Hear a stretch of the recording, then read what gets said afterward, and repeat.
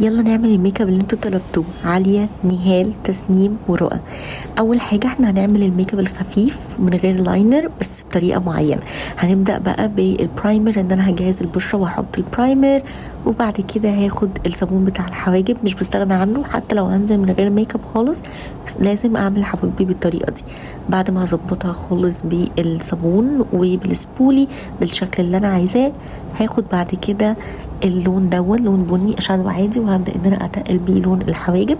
بدل ما اختار اسود هختار بني، ده بيمشي مع اغلب الوان البشره، بالذات البشره العربيه بيكون شكله كيوت قوي. وبعد كده هسرح الحواجب عشان ادمج اللون مع شعر الحواجب. هاجي بقى بعد كده يا جماعه للميك اب اللي انتوا طلبتوه. هعمل الكونسيلر يكون لون فاتح بدرجه او اتنين عن اللون بتاع بشرة العين او تحت العين. هدمجه كويس جدا عشان افتح وانور منطقة العين فوق الجفن وتحت العين.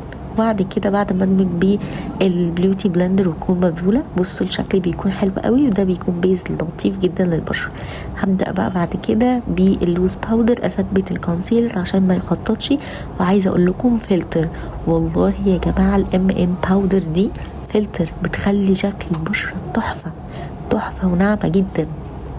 بعد كده هاخد الشادو، هاخد بقى الوان فاتحه زي ما طلبته، هاخد لون روز فاتح وهعمله كان ترانزيشن كولر، هحطه على الجفن الثابت والمتحرك بالشكل ده.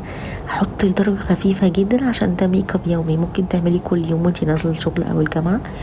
وبعد كده هاخد لون اغمق شويه على خوخي وهحطه في كسرة العين في نهايه العين الكورنر بس، وهبدا ان انا ادمجه بالطبطبه وبعد كده بحركات دائريه عشان اثبت اللون ويكون معايا ظاهر. عايزه اقول لكم يا جماعه الميك اب ده بعد ما عملته انا بجد ما صدقتش واو تحفه جدا.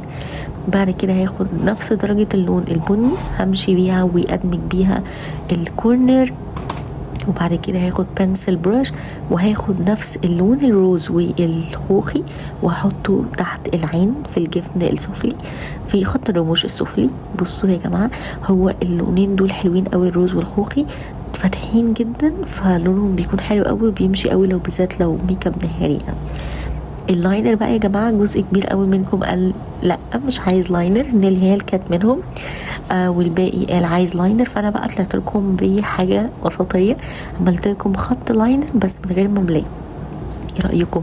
طلع تحفه جدا. انا عاده مش بعمل لاينر بس انا اللاينر ده بس انا هعتمده يا جماعه لانه بجد تحفه قوي، عجبني موت يا جماعه. فشكرا يا نهال ان انتي قلتي عايزه والباقي قال مش عايز، خلتوني طلعت بفكره حلوه وجديده.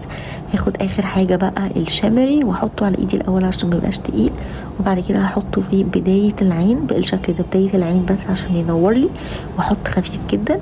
وده يا جماعه هيكون الفاينل لوك بتاع العين. اخر حاجه بقى هحط بلاش، وبلاش مايت سينما ده تقيل جدا يعني، ده ممكن يقعد معاكي سنين لان نقطه منه حرفيا بتبهدل الدنيا، فانا بحط اقل من نقطه وادمج على طول وبيدي شكل ناتشورال طبيعي جدا. لا خطير خطير خطير. وهحط برضو منه روج لان هو ثابت فبيبقى حلو قوي، فبرضو هستخدمه كروج، ده ينفع لكل يوم شغل وجامعة، فلا لطيف قوي. اخر حاجة بقى هنضف تحت العين وتحت اللاينر اللي احنا عملناه بكونسيلر عشان الميك اب يبقى نظيف، وهسحب لتحت. وبعد كده هجيب بيوتي بلندر تكون مبلولة او مندية وهدمج الكونسيلر بعد ما اوزعه بالبرش عشان اسحب الزيادات واخلي شكله يكون طبيعي اكتر. وده كده الفاينل لوك. اكتبوا لي رايكم وتابعوا الستوريز عشان هعمل بول تانية لميك اب جديد. باي.